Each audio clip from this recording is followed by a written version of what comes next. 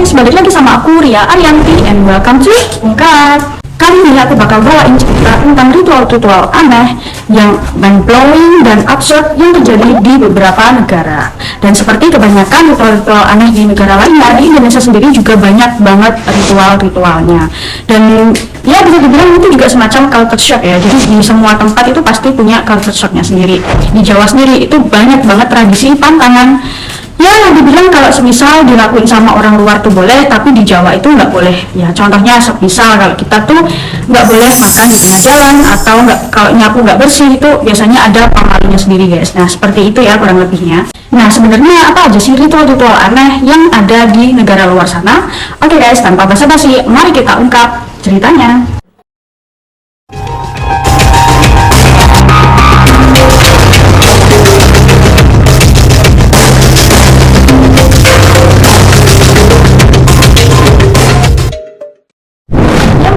Ada ritual Iki Paling di Papua Barat. Ritual ini tuh bisa dibilang ekstrim guys menurut gue. Karena apa? Di sana, di negara Papua Barat sana, mereka mengharuskan para penduduknya untuk memotong ujung jarinya ketika ada anggota keluarganya yang meninggal. Jadi kalau semisal di dalam anggota keluarganya itu yang meninggal satu orang, jadi dia harus memotong satu ujung jarinya. Dan kalau ada dua, mereka harus memotong dua ujung jarinya, begitu seterusnya ya. Hal ini dilakukan sebagai bentuk bela sungkawa, sekaligus dipercaya jika mereka memotong ujung jarinya, maka bisa menjauhkan roh dari arwah orang meninggal itu. Tapi ya guys, ritual ini tuh sebenarnya udah lama dilarang sama pemerintah. Cuman yang masih tetap ada aja orang yang melaksanakan tradisi Iki Paling ini. Ya mau gimana lagi ya, kalau udah menyangkut culture itu kan memang tradisi yang udah mereka yakini secara turun-temurun gitu. Apalagi di Jawa sendiri pun juga banyak banget tradisi yang ada di sini. Dan ditambah lagi dengan istilah-istilah pamali kalau semisal mereka itu melanggar tradisi yang sudah ada secara turun-temurun dari nenek moyang mereka. Jadi ya kita saling menghargai aja sih ya.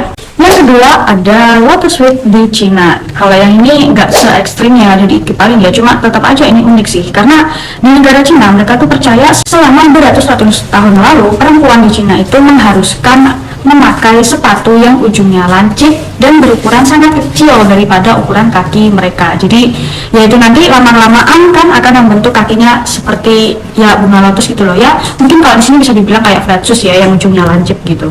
Nah, tujuan dari mereka para perempuan ini melakukan lotus sweet ini ya, namanya juga lotus sweet, otomatis pasti akan membentuk kakinya itu seperti bunga lotus. Jadi di sana itu standar kecantikan perempuan itu adalah perempuan yang berkaki lotus gitu guys. Nah, di zaman kepemimpinan Mao Zedong sendiri, ritual ini tuh sudah dihentikan karena bagi Mao Zedong hal ini tidak mencerminkan budaya modernisasi di Cina. Cuman ya mau dilarang kayak gimana pun ya tetap aja ya guys ya, namanya udah tradisi, apalagi turun temurun, tetap aja sebagian orang di sana itu masih melakukan lotus sweet ini. Selanjutnya ada ritual Chow Padi di Nepal. Gue sendiri ya guys yakin kalau semisal kalian para kaum Hawa itu termasuk gue pribadi ya, gak bakal mau tinggal di desa ini. Alasannya apa? Ya mending kalian simak sendiri aja ya guys ya. Jadi guys, ada perlakuan yang sangat tidak enak untuk para kaum Hawa yang ada di Nepal, khususnya bagi kaum perempuan yang sedang mengalami datang bulan atau haid. Karena apa? Karena mereka akan diasingkan di gubuk yang kecil dan kumuh. Tujuannya karena mereka ini dianggap sebagai perempuan yang kotor alias nggak suci. Jadi mereka harus diasingkan di gubuk yang tempatnya itu juga jauh gitu dari pemukiman para warga. Mereka akan tinggal di sana selama mereka haid dan akan kembali lagi ketika sudah berhenti. Ya guys ya, para perempuan yang sedang haid ini dilarang disentuh atau dipegang, karena jika mereka memegang para perempuan haid ini dipercaya akan mendatangkan kesialan. Dan tragisnya lagi ya guys, tidak jarang dari mereka yang melakukan pengasinan ini akan mati karena dehidrasi, terserang penyakit karena tempatnya yang kotor, dan juga mereka jadi korban pemerkosaan.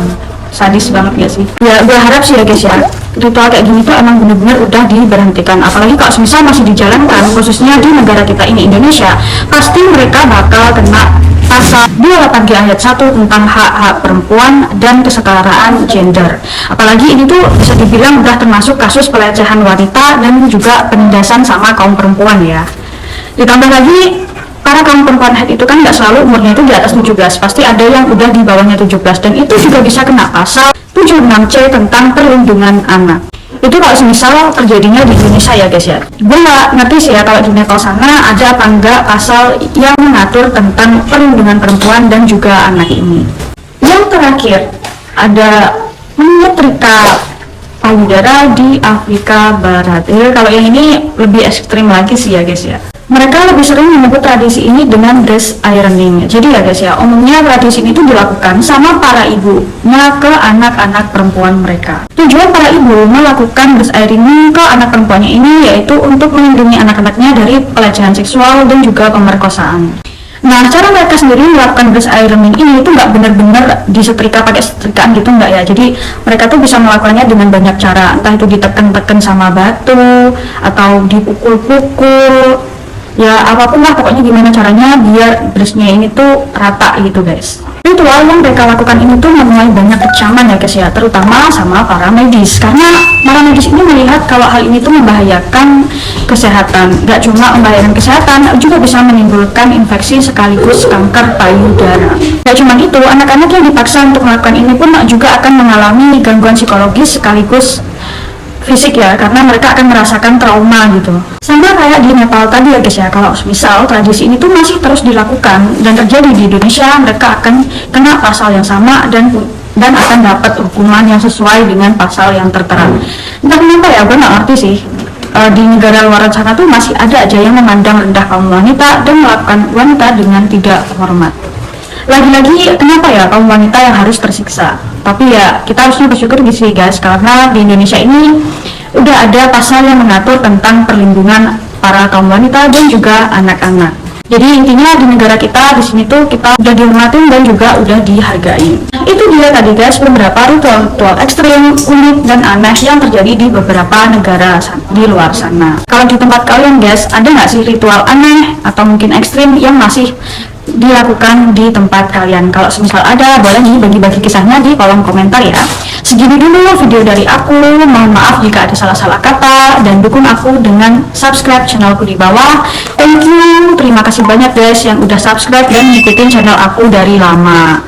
Dan kalau kalian suka sama video barusan, boleh kalian klik like-nya, share ke teman-teman kalian, dan follow media sosialku di bawah.